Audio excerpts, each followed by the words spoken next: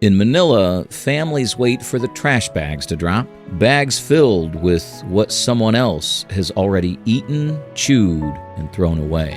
Why do Filipinos have to survive on the food that others didn't even finish? And how did it come to this, where what one person spits out becomes another person's dinner?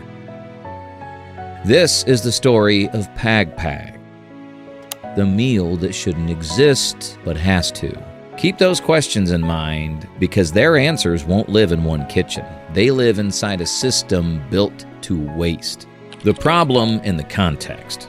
Here's a big picture. In the United States, roughly 1/3 of the entire food supply, once estimated at 130 billion pounds in 2010, has now grown to nearly 160 billion pounds each year, which ends up in the trash. Perfectly good meals, discarded because a tomato isn't uniform, an expiry label scared a customer, or a buffet made more than it sold. Now, imagine that same pattern repeated worldwide. That's nearly 1 billion meals wasted every single day, while millions go to bed hungry. So where does all that waste go when no one wants it anymore? Zoom in to Manila, capital of the Philippines.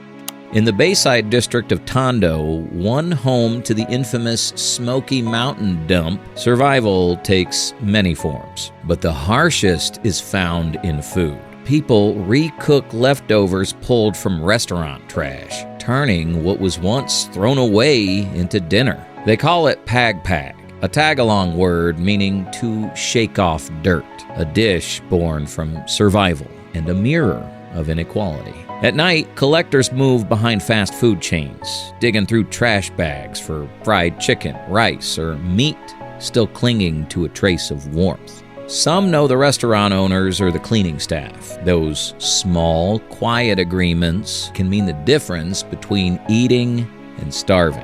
Access decides who eats. And no, this isn't American trash shipped overseas. These scraps come from local branches of global chains, the same ones that built empires on abundance and overproduction. That culture of excess makes more than it ever means to eat, and the food it wastes ends up feeding those who can't afford anything else. Looking back in history.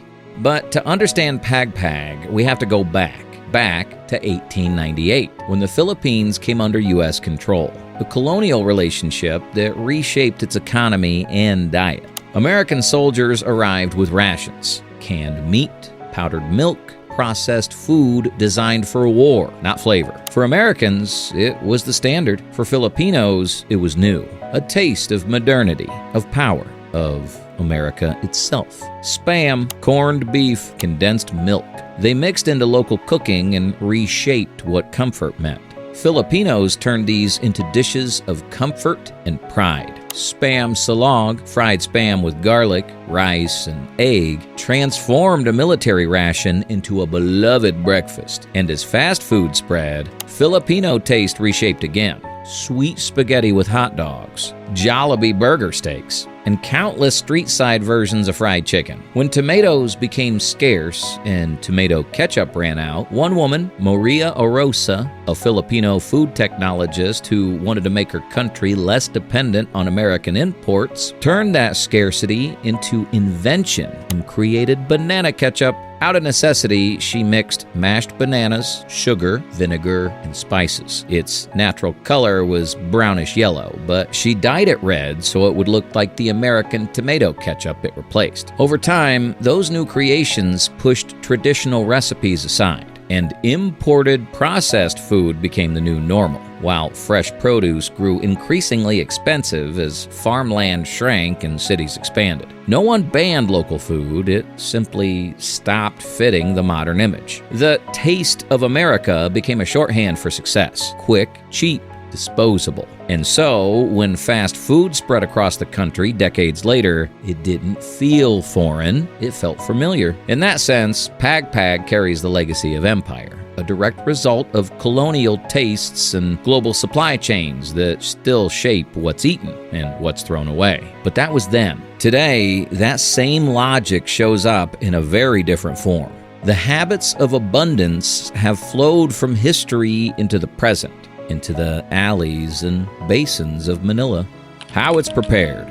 There, at dawn, the work from the night before turns into cooking. There's a sequence born from caution, habit, and hard-won knowledge. First comes washing. The leftovers are rinsed to strip off grease, dirt, and anything else that shouldn't be there. The water runs brown at first, then clears. Next comes sorting. Pieces divide into 3 groups: premium, medium, and low. A whole thigh with meat still clinging counts as premium. Bits of skin and crumbs settle at the bottom tier. The categories aren't culinary, they're economic. Finally, cooking. This is where survival turns into a skill. Vinegar cuts grease and kills bacteria. High heat revives texture and color, enough to fool the eye that eats first. Garlic and ginger mask the scent of old oil. Bouillon cubes, or MSG, restore the taste of meat long gone dry.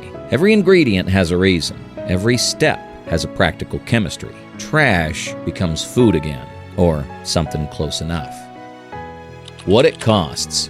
A standard portion of Pagpag, 8 pieces. Premium, 50 pesos, about 85 cents. Medium, 30 pesos, about 52 cents. Low, 20 pesos, just over 30 cents. By comparison, a fresh 8-piece fast food meal costs roughly 626 pesos, nearly $11, 10 times as much. For low-income families, Pagpag means the chance to eat meat once a day. It's not a choice of taste, it's a choice of survival. In a city where the minimum daily wage hovers around 610 pesos, just $10, a fresh fast food meal can consume a worker's entire earnings. Pagpag becomes the only affordable protein on the market. The math is brutal but simple.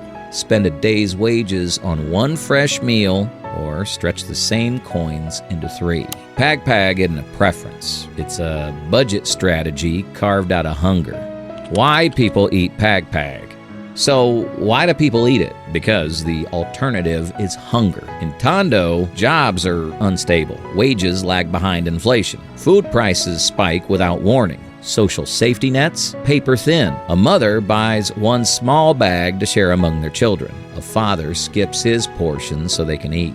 Tests by the University of the Philippines once found that Pagpag still contains enough protein to sustain short-term energy, but almost no vitamins or minerals. Long-term reliance leads to anemia, growth delays, and weakened immunity, especially in children. Roughly 1 in 4 Filipino children under 5 is stunted, a silent sign of chronic undernutrition. Pagpag fills stomachs, but not with nutrition. It provides calories, not health. Still, when you have nothing else, it's better than nothing. It is the line between hunger and survival. The global mirror.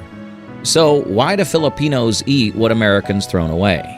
The truth is, they don't. Not literally, but they live inside the same global habits that make waste possible. Overproduction, convenience, abundance without balance. The world's food economy rewards speed and scale, not sustainability. When a restaurant overproduces, the waste is written off as a cost of doing business. But somewhere else, that same waste becomes a new meal. Globally, food loss and waste generate about 8 to 10% of all human-caused greenhouse gas emissions, almost 5 times the emissions from the global aviation industry. According to the United Nations Environment Program, more than 1.05 billion metric tons of food were wasted in 2022, equal to around 79 kilograms per person. Pagpag wasn't invented out of choice. It was shaped by the system itself, through centuries of inequality, consumption, and globalization. What's discarded in one country becomes dinner in another. Yet, this isn't really a story about garbage. It's about value, about what societies decide is worth keeping.